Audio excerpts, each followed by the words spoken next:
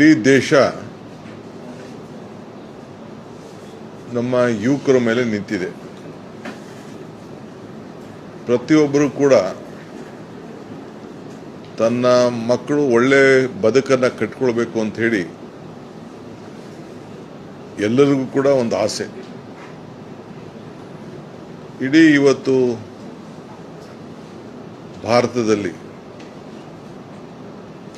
ಎಲ್ಲರೂ ಕೂಡ ನ್ಯಾಯಬದ್ಧವಾದಂಥ ಬದುಕನ್ನು ಕಟ್ಟಿಕೊಳ್ಳಲಿಕ್ಕೆ ಭಾಳ ಕಷ್ಟ ಆಗ್ತಾ ಇರೋದನ್ನು ನಾವೆಲ್ಲ ನೋಡ್ತಾ ಇದ್ದೇವೆ. 25 ಲಕ್ಷಕ್ಕೂ ಹೆಚ್ಚು ಜನ ವಿದ್ಯಾರ್ಥಿಗಳು ಪರೀಕ್ಷೆಯನ್ನು ಬರೆದು ಕಷ್ಟಪಟ್ಟು ಓದಿ ತಂದೆ ತಾಯಿಗಳ ಸಹಕಾರ, ಶಿಕ್ಷಕರ ಸಹಕಾರ, ಮಕ್ಕಳ ಆಸಕ್ತಿ ಎಲ್ಲರೂ ಕೂಡ ಒಂದು ಬದುಕಿನಿಂದ ನಮ್ಮ ಜೀವನ ಎಲ್ಲರಿಗೂ ಉದ್ಯೋಗ ಸಿಗ್ತದೆ ಅಂತಲ್ಲ,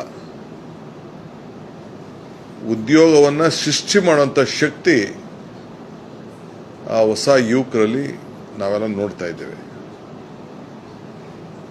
ಸೊ ಇದು ದೇಶದ ಒಂದು ಆಸ್ತಿ. ಇವತ್ತು ಒಂದು ದೊಡ್ಡ ಮಾರಕವಾದಂಥ ಸನ್ನಿವೇಶ, ಪೇಪರ್ ಲೀಕ್ ಮಾಡಿ ಈಚೆ ಬಂದು ಒಂದು ಪ್ರತಿಭಟನೆಗಳು ನಡೀತಾ ಇದೆ. ಯಾರಿಗೆ ಮನಸ್ಸಿಗೆ ನೋವು ಇರ್ತದೆ ಅವರು ಪ್ರತಿಭಟನೆ ಮಾಡ್ತಾರೆ.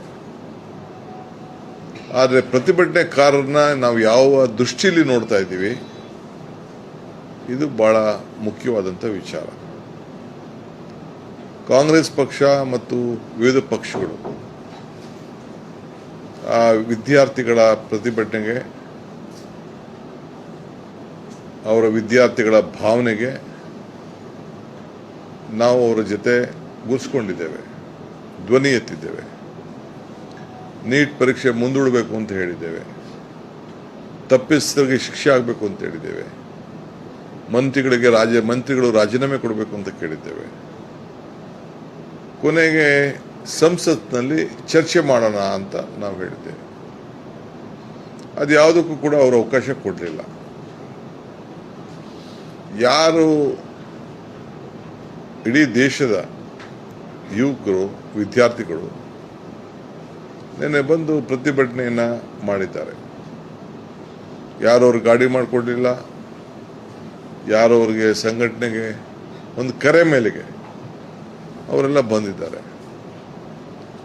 ಅವರೆಲ್ಲ ಮೌನದಿಂದ ಅವರ ಮೆರವಣಿಗೆಯನ್ನು ವ್ಯಕ್ತಪಡಿಸ್ತಾ ಇದ್ರು.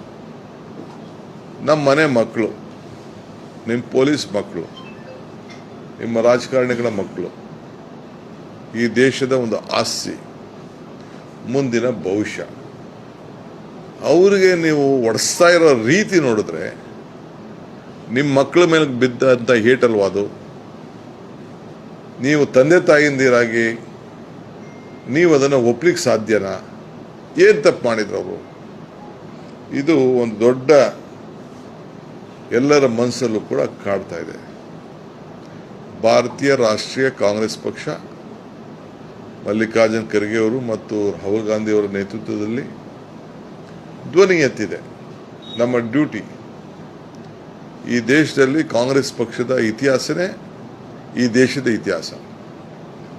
ಯಾವಾಗಲೂ ಕೂಡ ಇಂಥ ಆಂದೋಲನಗಳಲ್ಲಿ ಇವತ್ತು ನಾವು ಜನರ ಧ್ವನಿಯಾಗಿ ಇವತ್ತು ನಾವು ನಿಂತ್ಕೊಂಡು ಕೆಲಸ ಮಾಡ್ತಾ ಇದ್ದೇವೆ. ಇವತ್ತು ನಾನು ಪ್ರಮಾಣ ವಚನ ನಾಳೆ ಕೊಡಬೇಕು ಅನ್ನೋದನ್ನು ತೀರ್ಮಾನ ಮಾಡಿಕೊಂಡು ಬಂದವು. ನಾನು ಸಿದ್ದರಾಮಯ್ಯನವರು, ಹರಿಪ್ರಸಾದ್ ನಾವೆಲ್ಲ ಬಂದು ನಮಗೆ ಇವತ್ತು 12 ಗಂಟೆಗೆ ಮೀಟಿಂಗ್ ಫಿಕ್ಸ್ ಆಗಿತ್ತು.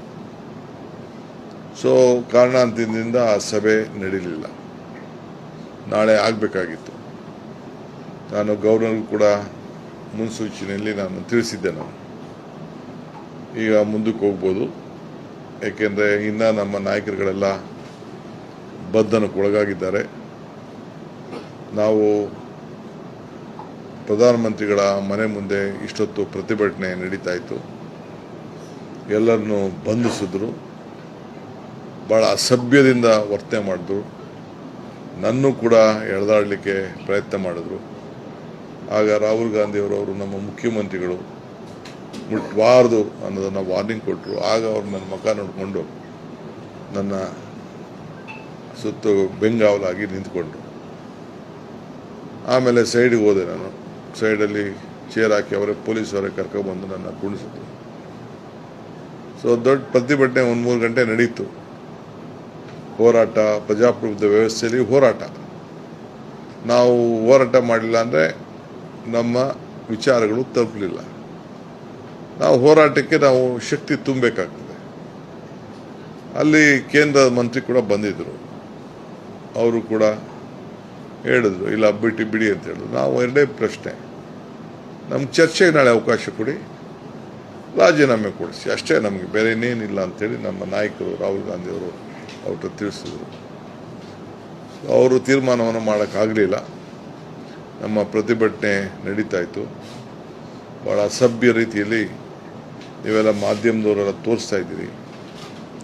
ರಾಹುಲ್ ಗಾಂಧಿಯವ್ರನ್ನ ಯಾವ ರೀತಿ ಒಬ್ಬ ವಿರೋಧ ಪಕ್ಷದ ನಾಯಕರಿಗೆ, ಇದು ವಿರೋಧ ಪಕ್ಷ ಅಂತ ಅಂದರೆ 240ಕ್ಕೂ ಹೆಚ್ಚು ಸಂಸತ್ತಿರಂಥ ಸದಸ್ಯರಂಥ ವಿರೋಧ ಪಕ್ಷ, ಅದರ ನಾಯಕರವರು, ಅವ್ರಿಗೆ ಯಾವ ರೀತಿ, ಮತ್ತು ಬೇರೆ ಬೇರೆ ನಮ್ಮೆಲ್ಲ MPsನೆಲ್ಲ ಫಸ್ಟು ಕಾರ್ನರ್ ಮಾಡಿ ಎಲ್ಲರನ್ನೂ ಕೂಡ ತೆಗೆದುಬಿಟ್ರು.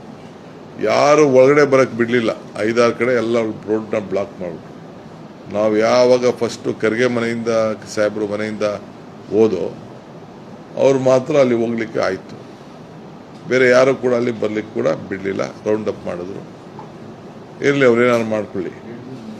ಆದರೆ ನಮ್ಮ ಪ್ರತಿಭಟನೆ ಮಾಡ್ತಿದ್ದಂಗೆ ಭಾಳ ಅಸಭ್ಯವಾಗಿ ನಡ್ಕೊಂಡು, ವಿಶೇಷವಾಗಿ ನಮ್ಮ ಹೆಣ್ಮಕ್ಳ ಸಂಸತ್ ಸದಸ್ಯರನ್ನು ಅವರು ಎಳೆದಾಡಿ ಬಲಾತ್ಕಾರದಿಂದ ಅವ್ರ ಮೇಲೆಲ್ಲ ಕೈ ಹಾಕಿ, ತಿರ್ಗಾ ಹೆಣ್ಮಕ್ಳು ಪೊಲೀಸ್ನ ಕರ್ಕೊಂಡು ಬಂದು ಒತ್ಕೊಂಡೋಗಿ ಬಸ್ಗೆ ಹಾಕಿ ಅರೆಸ್ಟ್ ಮಾಡಿ, ಇವೆಲ್ಲ ಕೂಡ ನಡೆಸಿ ಕೊನೆಗೆ ನಮ್ಮ ರಾಹುಲ್ ಗಾಂಧಿಯವ್ರನ್ನ ಮತ್ತು ಪ್ರಿಯಾಂಕಾ ಗಾಂಧಿಯವ್ರನ್ನ ಕೂಡ ಅರೆಸ್ಟ್ ಮಾಡಿ, ಇದು ಇವತ್ತು ಭಾಳ ಖಂಡನೀಯವಾದಂಥ ಒಂದು ವಿಚಾರ. ಸೊ ಇವತ್ತು ನೀವೆಲ್ಲ ಹೋರಾಟದ ಸ್ವರೂಪ ನೋಡಿದ್ದೀರಿ. ರಾಹುಲ್ ಗಾಂಧಿ ಮಕ್ಕಳಿಗೋಸ್ಕರ ಯಾವ ರೀತಿ ಮುಂದಾಳತ್ವವನ್ನು ವಹಿಸ್ಕೊಂಡಿದ್ದಾರೆ, ವಿದ್ಯಾರ್ಥಿಗಳಿಗೋಸ್ಕರ ಯಾವ ರೀತಿ ಮುಂದಾಳತ್ವ ವಹಿಸ್ಕೊಂಡಿದ್ದಾರೆ, ಯುವಕರಿಗೋಸ್ಕರ ಯಾವ ರೀತಿ ಮುಂದಾಳತ್ವ ವಹಿಸ್ಕೊಂಡಿದ್ದಾರೆ. ಸ್ವಂತ ಪ್ರಿಯಾಂಕಾ ಗಾಂಧಿಯವರೇ ಅವರ ಭಾವನೆ, ಅವರ ಕೂಗು, ಅವರ ಹೋರಾಟ ನೀವೆಲ್ಲ ಗಮನಿಸಿದ್ದೀರಿ. ಇದೇ ಈ ದೇಶದಲ್ಲಿ ಗಾಂಧಿ ಕುಟುಂಬದ ಒಂದು ದೊಡ್ಡ ಆಸ್ತಿ, ಒಂದು ಹೋರಾಟದ ಸ್ವರೂಪ.